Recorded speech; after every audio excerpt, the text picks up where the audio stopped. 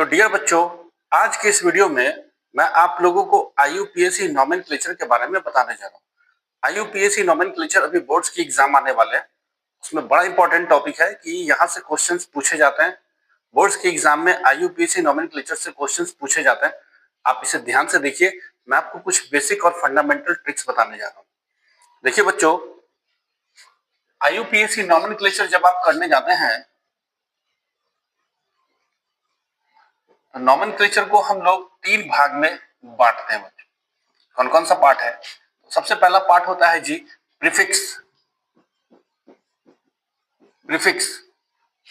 इसका दूसरा पार्ट होता है वर्ड रूट,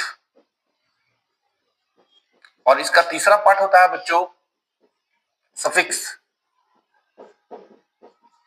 ठीक है, तो जब आप नोमेनक्लेचर करने जाएंगे तो ये कंप्लीट नोमेनक्लेचर आपका बनेगा। सबसे पहले आप लिखेंगे प्रीफिक्स, फिर लिखेंगे वर्ड रूट, और फिर इसके बाद इसमें आप सफिक्स को ऐड करेंगे। मतलब इस तीनों को जब आप ऐड करेंगे तब आप एक कंप्लीट आईयूपीएसी नोमेनक्लेचर बना पाएंगे। तो आज के इस वीडियो में मैं आपको इन्हीं तीनों के बारे में बताऊंगा और साथ साथ कुछ एग्जाम्पल भी करके मैं बताऊंगा। तो चलिए, सबसे पहले मैं आपको वर्ड रूट के बारे में बताने जा रहा हूँ। वर्ड रूट होता क्या है? तो बच्चों अक्सर आप लोगों का ये प्रश्न होता है, क्या सिर्फ वीडियो देख लेने से काम चल जाएगा? तो मेरा सुझाव है नहीं। सिर्फ वीडियो देखने से आपके कॉन्सेप्ट्स क्लियर तो हो जाते हैं, बट वो आपके पास लंबे समय तक नहीं रह पाता। अगर कभी एग्जाम के पर्पज से आपको रिवीजन करना हो तो आप उसके लिए एक शॉर्ट नोट भी तैयार करें। तो मेरे साथ आप कॉपी और कलम लेकर के बैठे और जो जो मैं यहाँ पे आपको बता रहा हूँ उसका एक शॉर्ट नोट आप तैयार करें, ताकि कभी आपको रिवीजन करना हो तो आप आसानी से उसका रिवीजन भी कर पाए। ठीक है बच्चों, तो सबसे पहले मैं आपको वर्ड रूट के बारे में बताने जा रहा हूँ। वर्ड रूट तो लिखिए सब लोग मेरे साथ में। वर्ड रूट क्या होता है? It indicates the number of carbon atoms in the molecule. Carbon का जो आपके पास मॉलिक्यूल है उसमें कितने कार्बन है, ये आपका वर्ड रूट बताएगा। ठीक है बच्चों, अब कितने कार्बन है उसके लिए कुछ लैटिन वर्ड्स का इस्तेमाल किया जाता है। जैसे अगर कार्बन की संख्या 1 हो तो बच्चों हम लोग इसे बोलते हैं मिथ। मेरे साथ साथ आप लोग भी लिखिएगा।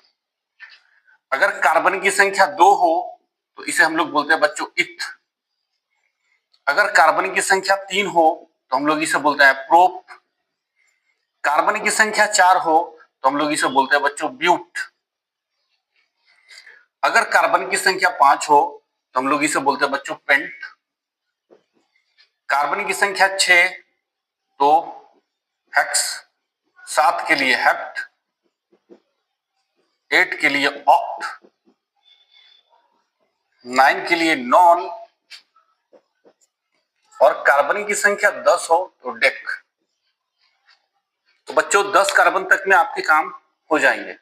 आप 10 कार्बन तक का नाम याद कर लेंगे, या अगर आप बहुत ज्यादा प्रैक्टिस अगर आप करेंगे तो आपको ये याद ही हो जाएगा।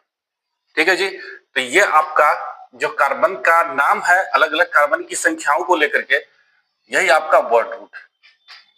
ठीक है जी, अब वर्ड रूट के बाद मैं आपको पहले सफिक्स बताता हूं, और सफिक्स के बाद मैं आपको प्रीफिक्स के बारे में बताऊंगा। ठीक है बच्चों, तो तब तक आप स्क्रीनशॉट ले लीजिए और फिर मैं इसे रब करूंगा, और रब करने के बाद मैं आपको सफिक्स के बारे में बताऊंगा। सो चलिए गाइस, आपने वर्ड रूट के बारे में जान लिया है, अब आप सफिक्स के बारे में जानिए। तो बच्चों वर्ड रूट के साथ आपका सफिक्स जुड़ा होता है, और ये 2 प्रकार के हो सकते हैं। प्राइमरी सफिक्स पढ़ेंगे इसको, प्राइमरी सफिक्स, और सेकेंडरी सफिक्स।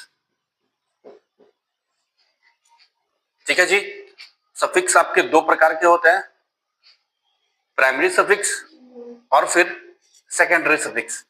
दोनों के बारे में हम लोगों को पढ़ना है।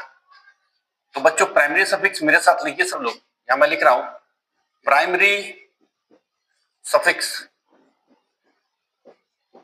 तो बच्चों प्राइमरी सफिक्स क्या होता है? तो बच्चों प्राइमरी सफिक्स आपका है ये कार्बन और कार्बन के बीच में जो लिंकेज है, मतलब जो बॉन्ड बन रहा है उस बॉन्ड का नेचर बताएगा।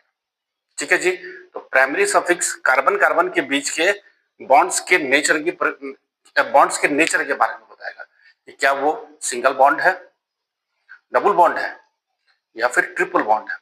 ठीक है, तो चलिए मेरे साथ लिखिए, it indicates the nature of bonds between carbon atoms. ठीक है जी। तो बॉन्ड्स के बीच में जो नेचर है उस नेचर के बारे में आपका प्राइमरी सफिक्स बताएगा।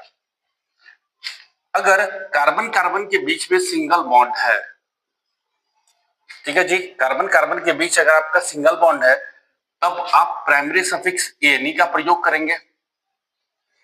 अगर कार्बन कार्बन के बीच में डबल बॉन्ड है तब आप प्राइमरी सफिक्स एनी का प्रयोग करेंगे।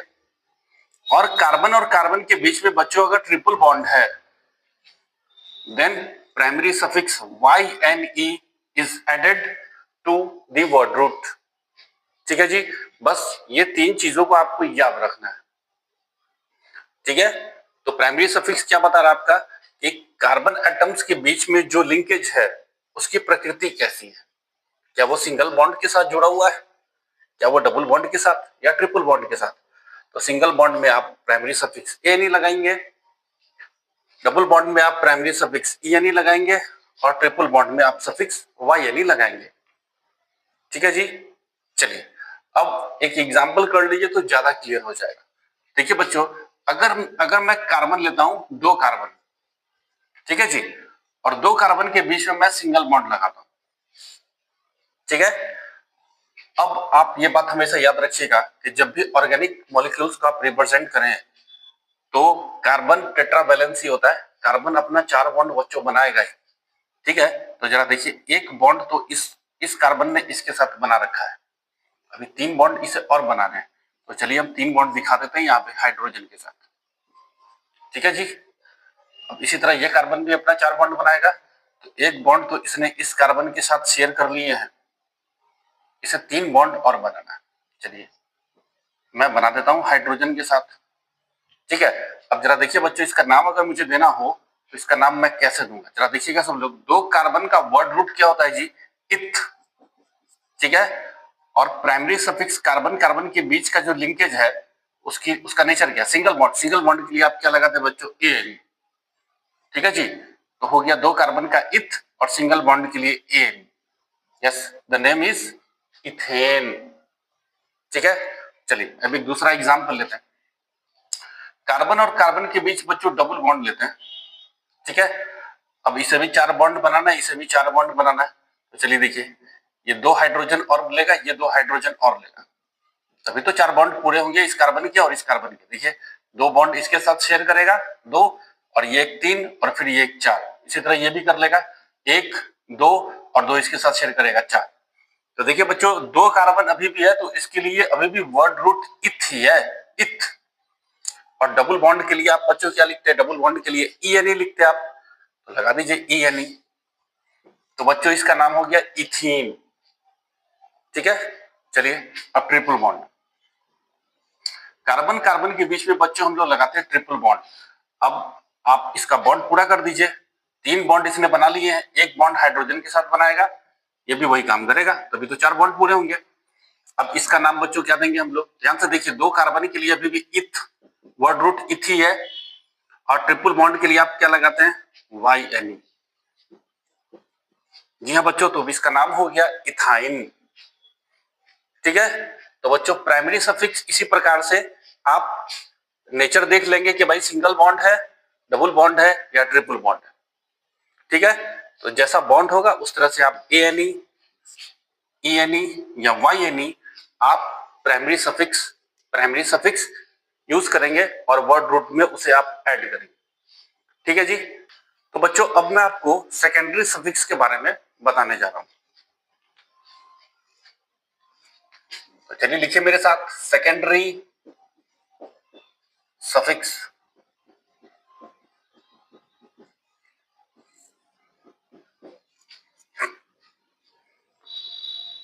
तो सेकेंडरी सफिक्स बच्चों क्या होता है? सेकेंडरी सफिक्स होता है फंक्शनल ग्रुप। जो कार्बन का जो आपका चेन बन रहा है या कार्बन का जो आपका मॉलिक्यूल है, ऑर्गेनिक मॉलिक्यूल, उसमें आपका कौन सा फंक्शनल ग्रुप जुड़ा हुआ है। तो आप लिखिए, it indicates the presence of functional group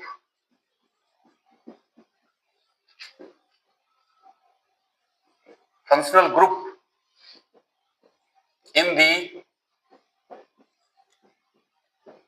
organic molecule। तो बच्चों सेकेंडरी सफिक्स आपका क्या करेगा? ऑर्गेनिक मॉलिक्यूल्स में जो आपका फंक्शनल ग्रुप जुड़ा हुआ है उसे इंडिकेट करेगा। ठीक है जी। अब कुछ इंपॉर्टेंट फंक्शनल ग्रुप है और उसके लिए आपके कुछ सेकेंडरी सफिक्स है। ठीक है जी। तो उसका मैं आपको एक टेबल बना देता हूं। ठीक है।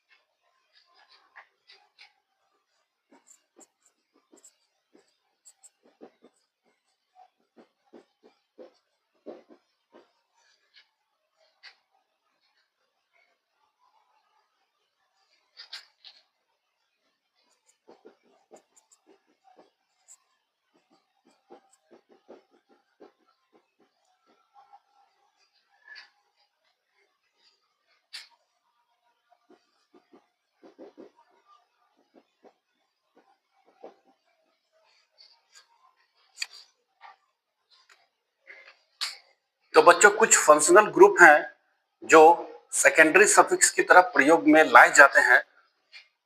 उनका मैंने एक टेबल आपको बना दिया है, आप ध्यान से देखिए। Alcohols, aldehydes, ketones, carboxylic acid, acid chloride, acid amides, nitriles and amines. ठीक है बच्चों। अब आप कौन सा वर्ड इस्तेमाल करेंगे ये भी जानना जरूरी है। तो बच्चों अगर अल्कोहल जुड़ा हो तो अल्कोहल के लिए आप OL इस्तेमाल करेंगे। एल्डिहाइड्स जुड़े होंगे तो AL इस्तेमाल करेंगे आप। कीटोन्स के लिए ONE1 लिखेंगे आप। कार्बोक्सिलिक एसिड के लिए OH एसिड, एसिड क्लोराइड के ऑयल क्लोराइड, एसिड एमाइड्स के लिए सिंपल सा एमाइड, नाइट्राइल्स के लिए नाइट्राइल और एमाइंस के लिए आप सिंपली एमाइन का इस्तेमाल करेंगे। ठीक है बच्चों। तो ये हो गया आपका कुछ सेकेंडरी सफिक्स और जो हम लोग इस्तेमाल में लाते हैं ये हो गया functional group.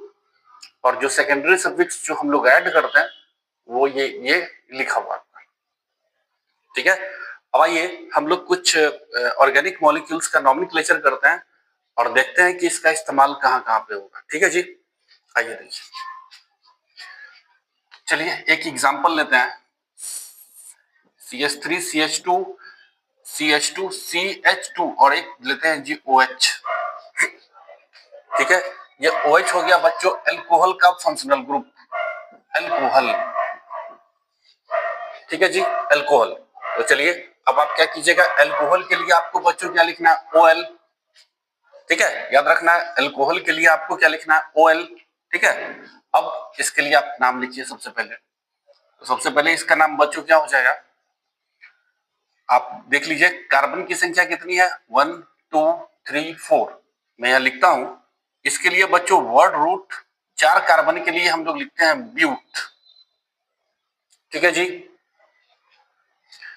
Primary suffix, primary suffix, primary suffix बच्चों देखिए बॉन्ड्स का नेचर क्या है, सबों के बीच में सिंगल बॉन्ड, तो सिंगल बॉन्ड के लिए हम लोग एनी का प्रयोग करते हैं। ठीक है जी। सेकेंडरी सफिक्स, सेकेंडरी सफिक्स बच्चों क्या आपका अल्कोहल OH, तो अल्कोहल के लिए बच्चों हम लोग OL का इस्तेमाल करते हैं, OL। अब बच्चों इसका नाम क्या हो जाएगा कि सबों को आप ऐड कर दीजिए। ठीक है जी, जब इसको आप ऐड कीजिएगा तो इसका पूरा नाम बनेगा ब्यूटेनॉल। सबको ऐड कीजिए, इसका नाम हो गया ब्यूटेनॉल। तो लिखते हैं यहाँ पे इट्स नेम इज ब्यूटेनॉल। ठीक है, AN के साथ E लगाना है, चलिए लेकिन उसको हटाते ही है, ये मैं बताता हूँ। ये भी बच्चों एक नियम है जो IUP से नॉमेनक्लेचर में आपको ध्यान में रखना है कि बच्चों अगर सेकेंडरी सफिक्स, ये हो गया आपका सेकेंडरी सफिक्स, अगर सेकेंडरी सफिक्स आपके वॉवेल से शुरू हो, अगर सेकेंडरी सफिक्स आपका वॉवेल से हो, जैसे कि सेकेंडरी सफिक्स आपका O वॉवेल है, वॉवेल आप सभी लोग जानते हैं क्या होता है, A E I O और U, ये होता है आपका वॉवेल। तो अगर सेकेंडरी सफिक्स आपका वॉवेल है तो बच्चों प्राइमरी सफिक्स जो आपने लगाया है ANE, या कभी आप ENE लगाइए या फिर YNE लगाइए, तो उसमें से आपको E को ड्रॉप कर देना है, E लेटर को आपको ड्रॉप कर देना है। ठीक है जी, तो आप इस E लेटर को ड्रॉप कर दीजिए, इसका नाम हो गया ब्यूटेनॉल। ठीक है जी, एक बार फिर मैं आपको बताता हूं कि अगर बच्चों आपका सेकेंडरी सफिक्स वॉवेल से शुरू हो तो फिर प्राइमरी सफिक्स ANE में से E लेटर को आपको ड्रॉप कर देना है, इस E लेटर को आपको नहीं लिखना है। ठीक है, ध्यान रखिएगा, ये बहुत इंपॉर्टेंट है। तो इसका नाम हो गया जी ब्यूटेनॉल। सबको समझ में आ गया? और मैं एक एग्जांपल बताता हूं आपको।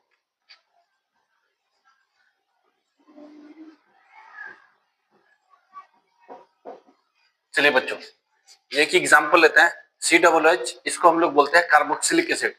तो कार्बोक्सिलिक एसिड आपका फंक्शनल ग्रुप है, तो कार्बोक्सिलिक एसिड के लिए हम लोग ओइक एसिड बच्चों लगाते हैं।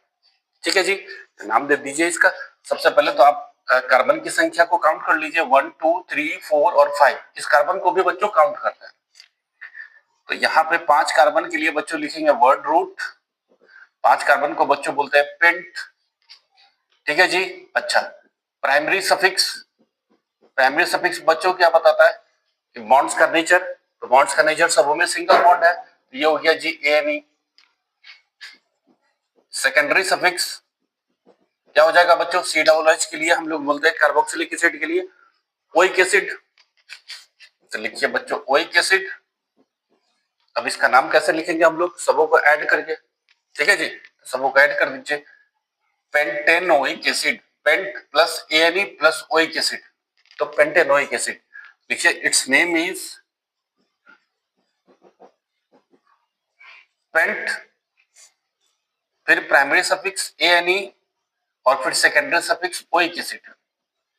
ठीक है जी, एक चीज और, अगर सेकेंडरी सफिक्स आपका वॉवेल है ना, वॉवेल वो तो वॉवेल होता है, तो प्राइमरी सफिक्स में से आपको E लेटर को हटा देना है, तो चलिए हटा दीजिए।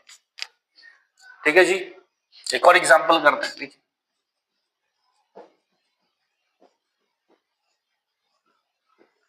CHO। तो देखिए बच्चों CHO ग्रुप आपका एल्डिहाइडिक ग्रुप होता है। ठीक है जी, एल्डिहाइडिक ग्रुप। तो एल्डिहाइडिक ग्रुप के लिए बच्चों हम लोग क्या देते हैं, एल्डिहाइड AL लिखते हैं बच्चों, AL। ठीक है, तो चलिए अब इसके लिए भी नाम देते हैं। तो कार्बन की संख्या हो गई भाई 1 2 3 4 और 5, तो इसके लिए बच्चों वर्ड रूट हो गया 5 कार्बन के लिए पेंट। ठीक है जी। अच्छा, प्राइमरी सफिक्स, सब में सिंगल बॉन्ड है तो ANE, सेकेंडरी सफिक्स क्या लिखेंगे बच्चों एल्डिहाइड के लिए? AL। ठीक है। अच्छा, फिर मैं आपको यही भी बता देता हूं कि सेकेंडरी सफिक्स आपका वॉवेल है, ये तो वॉवेल होता है, तो प्राइमरी सफिक्स ANE में से E को आपको ड्रॉप कर देना है। तो नाम बच्चों क्या हो गया, सबों को ऐड कर दीजिए। नाम हो गया जी पेंट, ANE, और फिर लास्ट में AL जोड़ना है, E को हटा दीजिए, इसका नाम हो गया जी पेंटेनल। ठीक है। तो इस प्रकार से हम लोग IUPAC नोमेनक्लेचर करते हैं। तो अभी मैंने आप लोगों को वर्ड रूट और सफिक्स के बारे में बच्चों बताया है, अभी प्रीफिक्स के बारे में आपको जानना बाकी है। तो बच्चों ये वीडियो हो जाएगा काफी बड़ा, तो नेक्स्ट वीडियो में मैं आपको प्रीफिक्स के बारे में बताता हूँ और बहुत सारे एग्जाम्पल्स को लेकर के और आपको क्लियर करवा देता हूँ। ठीक है बच्चों, तो वीडियो देखने के लिए आपका थैंक यू और मेरे साथ बने रहिए इसके नेक्स्ट पार्ट के लिए।